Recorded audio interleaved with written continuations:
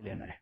आज हम ये समझेंगे कि सफलता का मतलब, अगर हम मान लें आपको आईएएस बनना है, जैसे आपका फिलहाल यही उद्देश्य है, यही सपना है, तो उसके लिए कौन सी चीज़ें आपके अंदर होनी चाहिए। अगर हैं तो बढ़िया है, नहीं तो उस पर थोड़ा थोड़ा काम करना शुरू कर देंगे अभी से, है ना।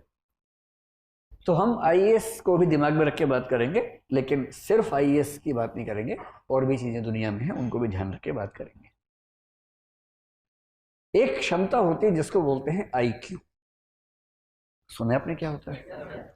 ये आई क्यों नहीं है, आई क्यू है ना। ठीक है, आई क्यू, इसकी फुल फॉर्म क्या होती है? Intelligence quotient. कोशिएंट क्या होता है? कोशिएंट का मोटा मोटा मतलब समझ लीजिए कि किसी चीज की वैल्यू कितनी है, किसी रेफरेंस में किसी चीज की वैल्यू, किसी चीज की मात्रा, क्वांटिटी कितनी है, उसको बोलते हैं कोशिएंट। ठीक है। आईक्यू का सरल भाषा में मतलब है कि आप कितने तार्किक व्यक्ति हैं, आप कितने बौद्धिक व्यक्ति हैं, आपकी जो तार्किकता है, रैशनैलिटी है, आपकी जो रीजनिंग की कैपेसिटी है, लॉजिक की कैपेसिटी है, लॉजिक, रीजनिंग, ये सब शब्द लगभग मिलते जुलते हैं। ये क्षमता कितनी है आपके अंदर? और दुनिया के इतिहास में ऐसा कई लोगों ने माना कि सबसे सफल व्यक्ति वही है जिसके अंदर तार्किक क्षमताएं ज्यादा है। कुछ हद तक ये बात ठीक भी है, क्योंकि अगर आप तार्किक ज्यादा हैं तो आपके डिसीजन मेकिंग कैपेसिटी बेहतर होगी, जो कि डीएम में होनी भी चाहिए। डीएम में क्या है? डिसीजन मेकिंग है ना। क्योंकि फैसले कर रहे हैं, और आपका फैसला केवल आपके बारे में नहीं है, पूरे जिले की जिंदगी के बारे में। 12, 14, 15 साल की सर्विस के बाद आप पूरे राज्य के स्तर पर प्रभावित करने लगते हैं समाज को।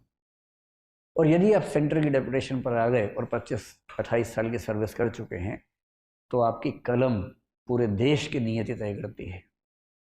इसलिए बहुत ज़रूरी है कि आप सोच समझ कर फैसले करें। आपका चीज़ों को समझने का, फैसला करने का जो प्रोसेस है, उसमें जो तटस्थता चाहिए, ऑब्जेक्टिविटी चाहिए, वो एकदम ठीक हो। ऑब्जेक्टिविटी का मतलब है कि आप फैसले इसलिए नहीं करते कि आपका मूड अच्छा नहीं था, आपकी विचारधारा ये है, आपके मन में ये भावना आ गई अचानक, नहीं।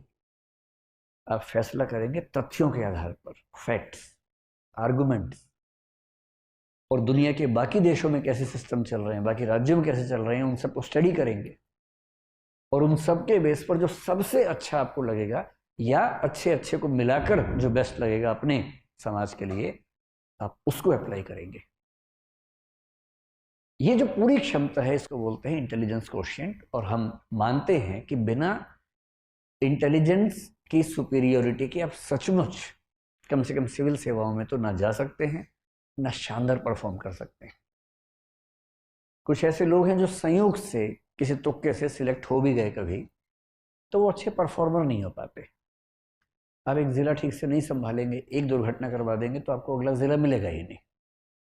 फिर आपको सचिवालय में कोई ऐसी पोस्ट देंगे जिस पोस्ट की वैल्यू बहुत कम होती है। और आईएएस आईपीएस के हर सर्विस में कुछ ऐसी पोस्ट रखी जाती हैं ताकि ऐसे लोग जो सरकार के साथ संगति में नहीं है, या जिनकी कॉम्पिटेंस कम है, उन्हें वहाँ सेट कर दें। वो केस ना कर सके कि मुझे मेरे पद के अनुसार नहीं कुछ दिया गया, तो उनके लेवल पे पद बना के रखते हैं शंटिंग करने के लिए, कि चुपचाप यहाँ बैठे रहो, नुकसान मत करो कम से कम। आईक्यू अच्छा होना किसके लिए जरूरी है? जैसे अगर आपको फिलोसफर बनना हो, अच्छे आईक्यू के बिना नहीं बन सकते। किसी का आईक्यू अगर 90 से 110 के बीच में है तो मानते हैं कि सामान्य बुद्धि का व्यक्ति है, एवरेज, ठीक है। मतलब अगर आप आईएएस बनना चाहते हैं तो जनरली हम मानते हैं कि 120, 140 के बीच में अगर आईक्यू है तो आप ठीक है, बढ़िया है। 140 प्लस आईक्यू किसी का हो तो इसका मतलब गिफ्टेड व्यक्ति है, बड़ी बात है। किसी किसी का आईक्यू 200 भी होता है, एक दो व्यक्तियों का 250 के ऊपर भी देखा गया है इतिहास में, जो कि बहुत रेयर बात है। ये वही व्यक्ति हैं जो 5 साल की उम्र में 12वीं क्लास पास कर ली, 8वीं क्लास में किसी यूनिवर्सिटी में पीएचडी कर रहे हैं, मतलब 8 साल की उम्र में, 9 साल की उम्र में। कभी सुना है आपने ऐसा? ये वो बच्चे हैं कि 8-9 साल की उम्र में उनके दिमाग का इतना विकास हो चुका है कि, जैसे एक बच्चे की कहानी में एक बार पढ़ रहा था, शायद अमेरिका यूरोप में किसी देश में था वो बच्चा। तो उसकी उम्र थी शायद 5-6 साल के आसपास। तो अपनी उम्र के हिसाब से जो क्लास होती है पहली दूसरी क्लास, उसमें बैठा हुआ था। सब बच्चे पढ़ रहे हैं, मैडम के साथ गाना गा रहे हैं एकदम। मैडम कह रहे टी से टोमेटो, सब बोले टोमेटो। ये सो रहा है आराम से। तो टीचर ने उसको बड़ा समझाया, पुचकारा, धमकाया कि भाई क्लास में पार्टिसिपेट करो। ये करता ही नहीं था। ये तो एडिसन के साथ भी ऐसा ही हुआ था। और बाद में जब टेस्ट किया उस बच्चे का आईक्यू निकला 200 के आसपास, और तब पता लगा कि उस बच्चे का मेंटल लेवल 10वीं क्लास का हो चुका था। बिठाया था पहली क्लास में। आप बता रहे टी टोमेटो, उसका दिमाग जोमेटो भी सीख चुका है। जैसे उसको 10वीं क्लास में भेजा, मतलब वो 1 साल का क्लास जो है वो 1 महीने में आराम से कर लेता था। 8-10 साल की उम्र में यूनिवर्सिटी में चला गया, 12-15 में प्रोफेसर बन गया। अब है ऐसा आईक्यू तो क्या करें, किसी किसी का होता है। और आईक्यू में दिक्कत ये है कि आईक्यू हमारे चाहने से नहीं बढ़ेगा। आईक्यू में बड़ी मात्रा इस बात की है कि आपको जेनेटिकली, बायोलॉजिकली कितना आईक्यू मिला। हाँ, एक रेंज के अंदर थोड़ा बहुत हम कोशिश से बढ़ा सकते हैं, लेकिन अभूतपूर्व परिवर्तन उसमें करना चाहें, आमूलचूल बदलाव करना चाहें तो नहीं कर सकते। तो अगर आपको मैथमेटिशियन बनना हो, जैसे रामानुजम का नाम आपने सुना होगा, है ना, तो रामानुजम होने की शर्त है कि आपका आईक्यू बहुत ही खतरनाक स्तर पे होना चाहिए। बड़ा साइंटिस्ट बनना हो एपीजे अब्दुल कलाम जैसा, तो आपका आईक्यू बहुत खतरनाक होना चाहिए। या न्यूटन या आइंस्टीन बनना हो तो आईक्यू चाहिए बहुत ही खतरनाक। फिलोसफर बनना हो बहुत खतरनाक, जैसे हम भारत में शंकराचार्य का जिक्र करते हैं। 32 साल की उम्र में उनकी मृत्यु हो गई, जितने में अटेम्प्ट खत्म नहीं होते लोगों के। और ऐसी फिलोसफी दे के गए हैं कि मतलब 1500 साल होने वाले हैं, कोई हिला नहीं पा रहा अब तक। 32 साल की उम्र में जिस व्यक्ति की मृत्यु हो गई। आईक्यू कितना रहा होगा उस समय? आईक्यू टेस्ट नहीं होते थे, सीधी सी बात है। होता तो मेरा ख्याल है कि 200-250 का मामला रहा होगा उनका। जब आईक्यू बहुत तेज होता है ना, आप इतना तार्किक सोचते हैं, इतना दूर का सोचते हैं, इतना तेज सोचते हैं कि फिर आपके साथ काम करने में सबको मजा आता है। और पीएम क्यों नहीं चाहेगा कि उनके पास ऐसा एक चीफ सेक्रेटरी हो या ऐसा कैबिनेट सेक्रेटरी हो जिसका आईक्यू बहुत शार्प हो, बात कहने से पहले समझ जाता हो, बात पूरी होते होते सॉल्यूशन सामने ला के दे देता हो कि ये सॉल्यूशन है इस चीज का। पीएम कह रहे हैं कि मैं 4 फैक्टर सोच पा रहा हूँ, क्या नहीं सर 18 फैक्टर्स हैं, ये 18 फैक्टर्स हैं, इनके बीच में ये मैट्रिक्स है, ये सॉल्यूशन बेस्ट है। और पीएम गदगद है कि वाह यार। तो एक चीज सफलता में आईक्यू है। तो एक पक्ष तो ये हो गया। अब आईक्यू से अगर आगे निकलें और देखें कि कौन सी दूसरी चीज है जिस पर आपको गौर करना है, और वो चीज जिसको आप अपने हिसाब से मैनेज कर सकते हैं। एक शब्द आपने सुना होगा, इमोशनल इंटेलिजेंस। कुछ लोग इसको ईक्यू भी आजकल कहने लग गए हैं।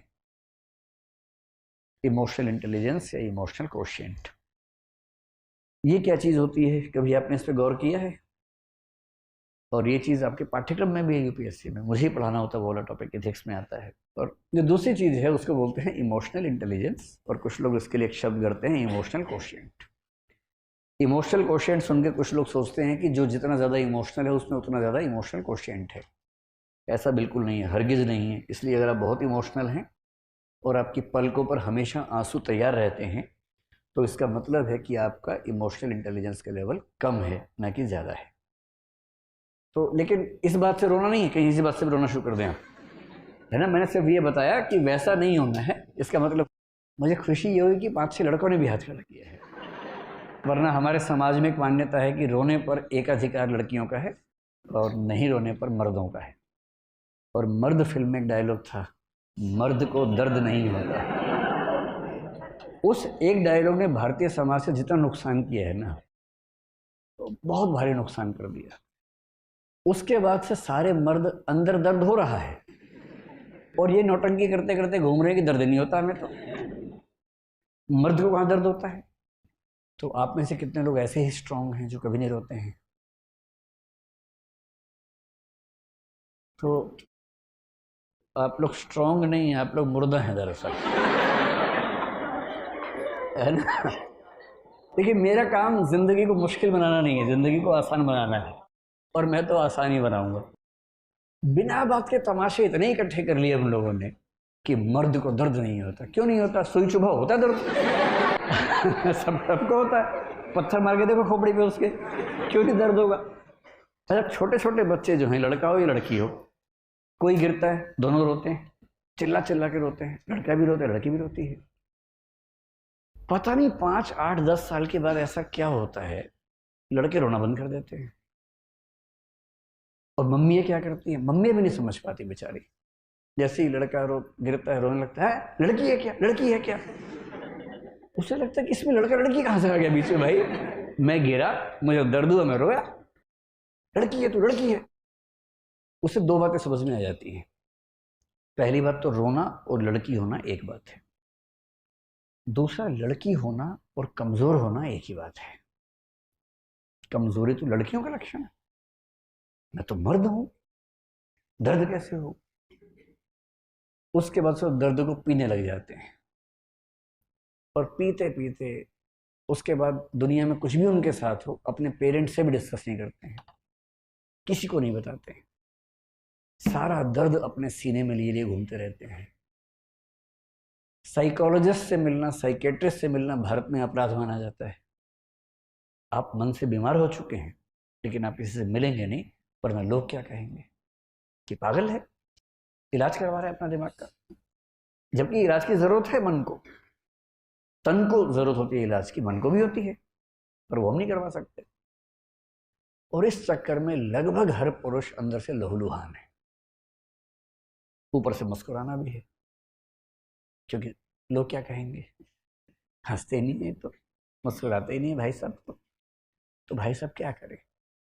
धीरे धीरे एक नकली मुस्कुराहट ओढ़ देते हैं और जिंदगी भर उसको ढोते रहते हैं। और ये कहानी आप सबके पापाओं की बता रहा हूँ मैं, किसी अंकल की नहीं बता रहा हूँ। ऐसे में लगता है कि मेरे पापा तो ठीक है, अंकल के बारे में चल रहे, नहीं, आपके पापा भी वैसे ही होंगे।